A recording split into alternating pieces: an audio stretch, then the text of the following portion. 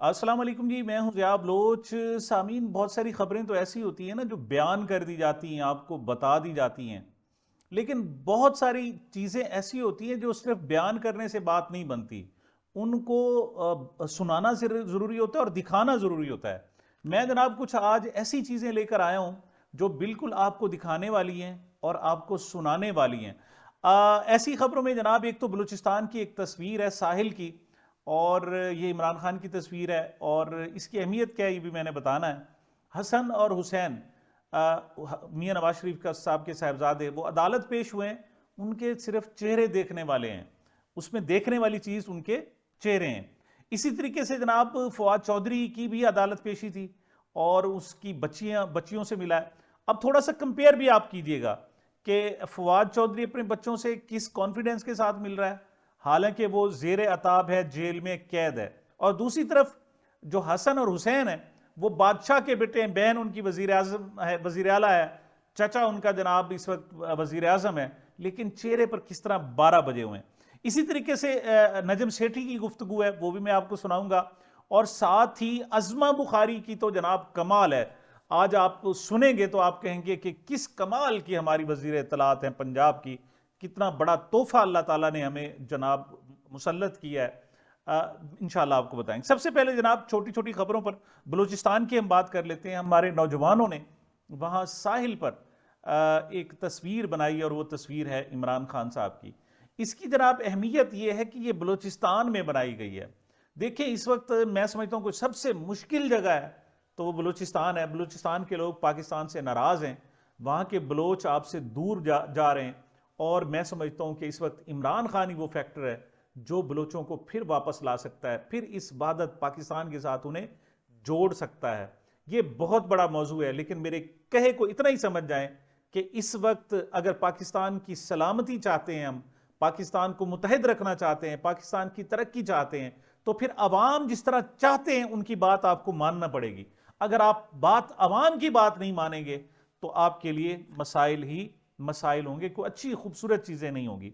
जैसे मैंने अर्ज़ किया जनाब, हसन नवाज और हुसैन नवाज गुज़श्ता रोज़ अदालत पेश हुए, और जब वो बाहर आए तो उनसे पूछा गया कि आप ये बताएं जनाब कि 6 साल के आप इश्तिहारी थे, 6 मिनट में आपकी सज़ा ख़त्म हो गई, उसकी वजह क्या है जनाब? वजह वजह हमें बताएं जनाब। तो उनके पास कहने को कुछ नहीं है। चाहे ये हो मोहसिन नकवी हो, अनवारुल हक काकड़ हो, फैसल बौडा हो, इनके पास कहने को कुछ नहीं है। मोहतरम 6 साल से आप इश्तिहारी थे, 6 मिनट में रिलीफ मिल गया, क्या कहेंगे? कोई कमेंट करेंगे इस पर? 6 साल से इश्तिहारी थे, 6 मिनट में रिलीफ मिला, कोई कमेंट करेंगे इस पर?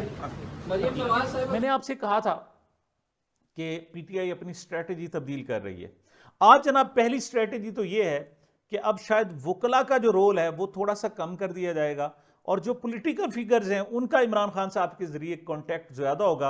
और ख़ास तौर पर ये जो राब्ता होगा ये वज़ीर आला खैबर पख्तूनख्वा अली अली अमीन गंडापुर के जरिए होगा, क्योंकि बाकी लोगों को तो मिलने नहीं देते, लेकिन वो चूंकि एक वज़ीर आला है, लिहाजा वो जैसे गुज़श्ता रोज़ वो बगैर प्रोटोकॉल के, बगैर किसी इंटीमेशन के पहुंच गए, और उन्होंने आकर इमरान खान साहब से मुलाकात भी की, और इसी तरीके से सेनेट की जो लिस्टें हैं वो भी फाइनल की। वरना आज गुज़श्ता रोज़ लास्ट डेट थी, अगर वो मुलाकात ना होती तो डाउट रह जाता कि किन लोगों को रिकमेंड किया है खान साहब ने और किन लोगों को नहीं किया। तो बहरहाल ये राब्ते कुछ शायद बेहतर हो जाएं, लेकिन साथ दूसरी तरफ ये भी कहा जा रहा है कि शायद इमरान खान साहब से अब जो इस्टेब्लिशमेंट की अप्रूवल से और उस नुक्ता नज़र के लोग होंगे उनकी शायद मुलाकातें ज़्यादा होंगी और दूसरी साइड की कुछ कम हो जाएंगी। बहरहाल ये आज अली मोहम्मद खान साहब ने बताया कि अब इमरान खान साहब से वकला कम और पॉलिटिकल लोग जो है वो मामलात को हाथ में ज़रा बेहतर लेंगे। फवाद चौधरी साहब जनाब वो सज़ा भुगत रहे हैं, जेल में मौजूद हैं, और फवाद चौधरी की सूरत हाल ये है कि उसने कोशिश की, वो बल्कि जो IPP की पहला इजलास हुआ था, पहली प्रेस कॉन्फ्रेंस हुई थी इस्तेहकाम पाकिस्तान पार्टी, उसमें गए भी थे लेकिन पीछे छुप कर बैठ गए थे। वो बहरहाल उनसे इब्तदाई थोड़ी सी गलतियाँ हुई, वो डट के खड़े रहते तो फिर भी जेल में रहना था, और अगर उन्होंने थोड़ी सी कमज़ोरी दिखाई तो अब भी बहरहाल जेल में। लेकिन वो कमिटेड हैं PTI के साथ, उन्हें असल में फ्यूचर नज़र आ रहा है कि कहीं और उनका फ्यूचर नहीं बन सकता। और अब तो खुशखबरी सुना दी है इमरान खान साहब ने कि वो लोग जिन्होंने तशद्दुद के जोर पर प्रेस कॉन्फ्रेंसें भी की उनको हम वापस ले लेंगे। मतलब नजर आती है ना, एक फयाजुल हसन चौहान जैसी प्रेस कॉन्फ्रेंस होती है जो अब तक मुसलसल जनाब बोले जा रहे हैं, और एक होती है चीमा जैसी, जनाब मुशर्रफ चीमा जैसी, तो वो लोग उनके चेहरे पर नजर आ रहा था कि वो मजबूर हैं। सिमिलरली शेख रशीद साहब के हवाले से भी मैं पहले कह चुका हूँ कि उनको भी शायद अब वापस ले लिया जाए। इसी तरीके से उन्होंने बल्कि साउथ पंजाब में तो एक जिम्मेदारी दोबारा वापस दे दी उनको जिनके पास वो पहले थी। उसकी वजह यह है कि साउथ पंजाब में जो बप्पी हैं जनाब, बप्पी साहब ने बड़ा बेहतर काम किया था, लेकिन उनका मैंने कहा घर तोड़ दिया गया, उनके रिश्तेदारों के घर तोड़ दिए गए। तो लेकिन बहरहाल अब वो वापस आए, अब वापसी हो रही है बहुत सारे लोगों की, लेकिन इसमें भी कमान जो है इमरान खान साहब के पास है।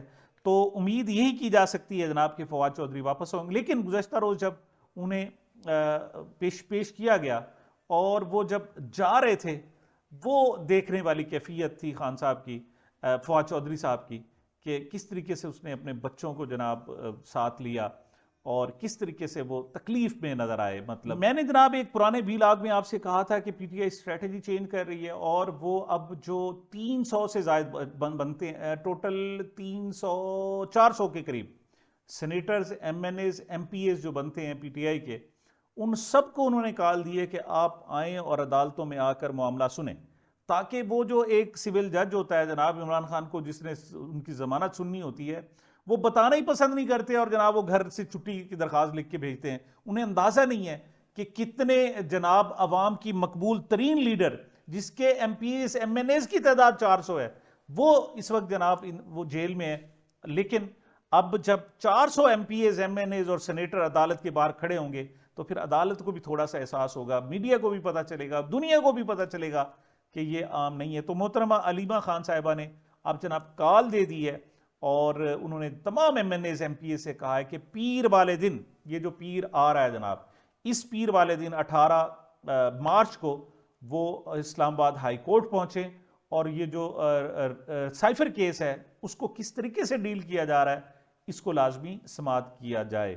अलीमा खान साहिबा ने क्या कहा ये भी मुलाहिजा फरमाएं। सारे पार्लियामेंटेरियंस चाहे प्रोविंशियल असेंबली के हों और चाहे नेशनल असेंबली के हों, वो सब हाई कोर्ट 1 बजे हाई कोर्ट में मौजूद होंगे और साइफर केस की प्रोसीडिंग्स बड़ा क्लोजली इसको मॉनिटर करें, आप भी करें और वो भी करें, ताकि आपको पता चले कि ये केस किस तरह हैंडल हो रहा है और आप इसकी पूरी तरह इसकी खबर दें। बाहर आकर आप, मीडिया का काम है कि उसके ऊपर अच्छी तरह खबर दें और एक्सप्लेन करें कि ये साइफर केस क्या था और हाई कोर्ट में कैसे हैंडल हो रहा है। जी जनाब, इस वक्त सारी पार्टियां सेनेट के इलेक्शन में हिस्सा ले रही हैं जो पार्लिमानी पार्टी हैं, लेकिन 3 लोग हैं जो आज़ाद हिस्सा ले रहे हैं। उनमें पहले तो अनवारुल हक काकड़ साहब हैं, दूसरे मोहसिन नकवी साहब हैं जो साबिक वजीर आला पंजाब हैं, निगरान, पहले वजीर आजम, दूसरे वजीर आला, और तीसरे वाडा साहब हैं।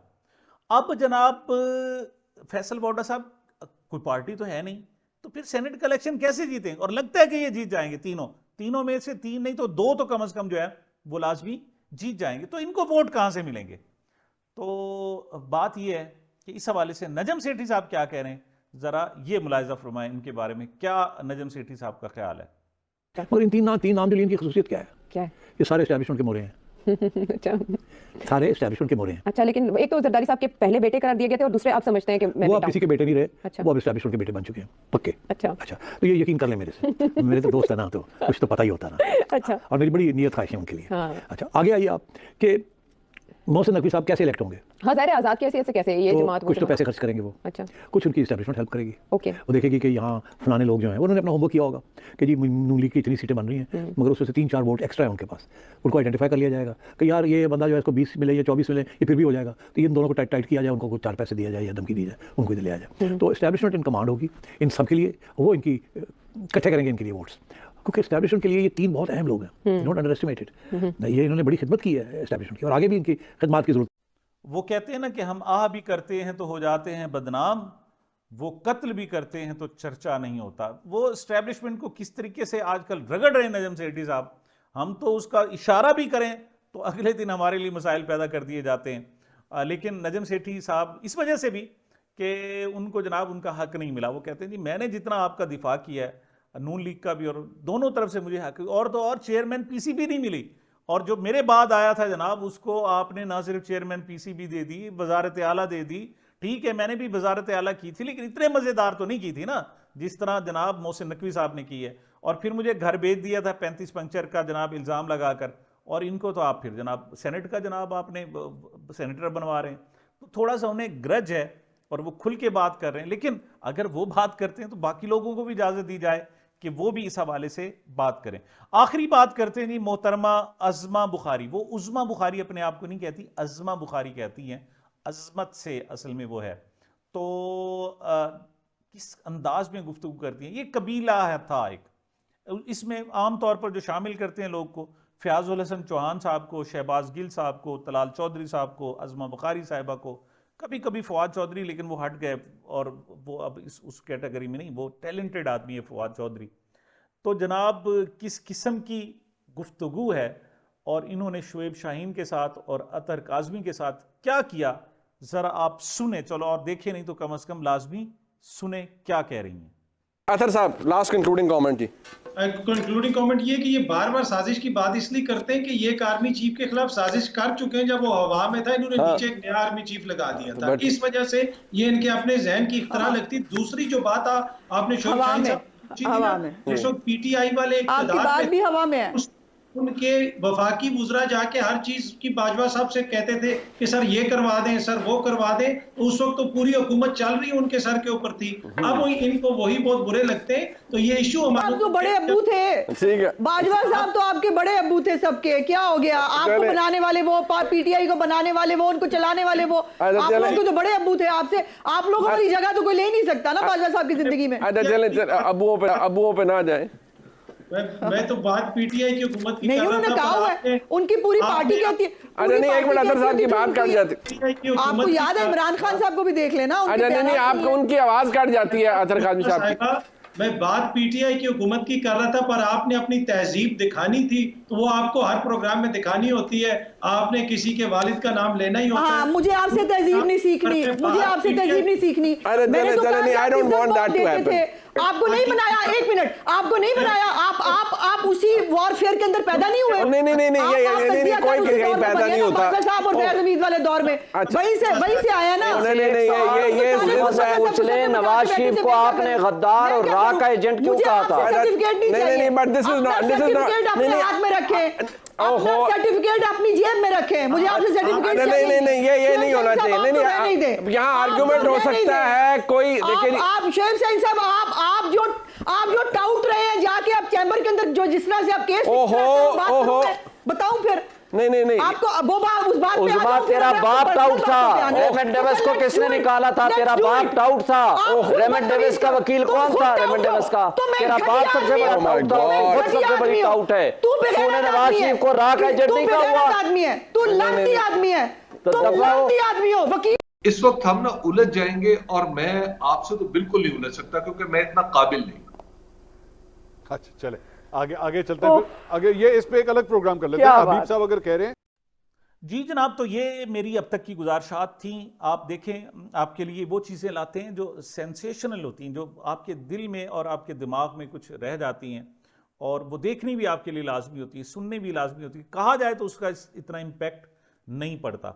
बहरहाल आपकी सपोर्ट, आपकी मोहब्बतों, आपकी जनाब शफ़क़त का बहुत ज़्यादा शुक्रिया। इसे जारी रखें, सपोर्ट जारी रखें। मुझे, मेरे चैनल को अपनी मोहब्बतों और दुआओं में याद रखें। मिलते हैं जनाब छोटे से वक्फे के बाद।